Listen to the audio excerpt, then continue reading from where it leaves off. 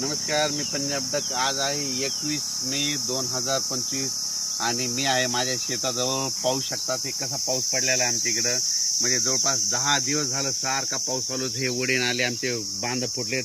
10 दिवसापासून आमच्या शेतामध्ये वापसा नाही आणि या ठिकाणून परत महाराष्ट्रातल्या शेतकऱ्यांना अंदाज देणार आहे.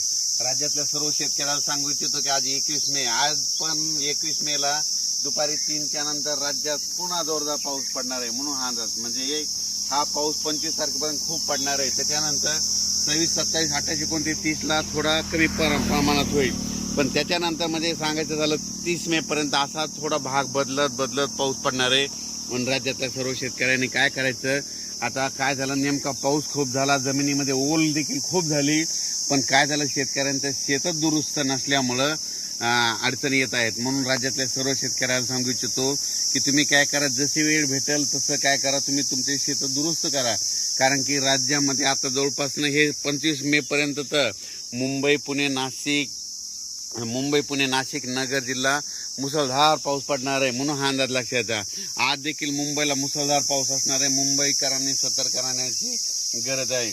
म्हणून हा अंदाज लक्षात घ्या. आणि राज्यात मात्र दररोज 2-2 दिवस प्रत्येक ठिकाणी मुक्काम करत हा पाऊस संपूर्ण राज्यावर पडणार आहे. विदर्भात पडणार आहे, पूर्व विदर्भात पडणार आहे, मराठवाड्यात पडणार आहे, पश्चिम महाराष्ट्र, उत्तर महाराष्ट्र, दक्षिण महाराष्ट्र, कोल्हापूर, इकडे सगळीकडेच पडणार आहे. म्हणून हा अंदाज लक्षात घ्यायचा.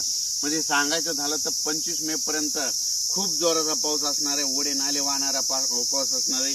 त्याच्यामध्ये वाऱ्याचं प्रमाण जास्त असणार आहे. म्हणून आणखीन एक खास करून, कारण की या पावसामध्ये सर्व माझ्या शेतकऱ्याला एक विनंती आहे की तुम्ही काय करा, तुमची ह्या 25 मे पर्यंत तुमची जनावरे असे झाडाखाली बांधू नका. कारण की काय झालं, आज आमच्या तालुक्यात देखील खूप ठिकाणी विजा पडल्याने जनावरे खाली असल्यामुळं त्या जनावरे दगावली. आणि विजा पडत असताना, कडकडत असताना झाडाखाली तुम्ही देखील थांबू नका. आपले पाळीव प्राणी देखील बांधू नका. माझी सगळ्याला विनंती आहे.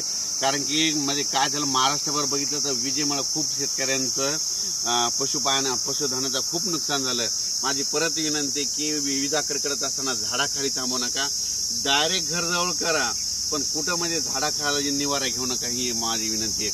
आणि राज्यातल्या सर्व शेतकऱ्याला सांगू इच्छितो की म्हणजे तुम्ही काय करा, 30 मे पर्यंत तुम्ही तुमचे कामं आटपून घ्या. त्याच्यानंतर काय होणार आहे, परत वातावरण तयार होणार आहे आणि यावर्षी लवकर पेरणी होण्याचा चान्स आहे. म्हणजे सांगायचं झालं तर जूनच्या दुसऱ्या आठवड्यात चांगली पेरणी लागल.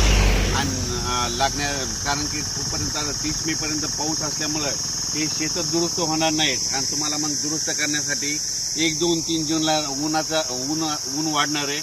1, 2, 3च्या दरम्यान थोडी उकाडे भेटणार. त्या सर्व शेतकऱ्यांना आपण आपले कामे करून घ्यावी. अचानक वातावरणात बदल झाला तर लगेच एक मेसेज दिला जाईल. धन्यवाद.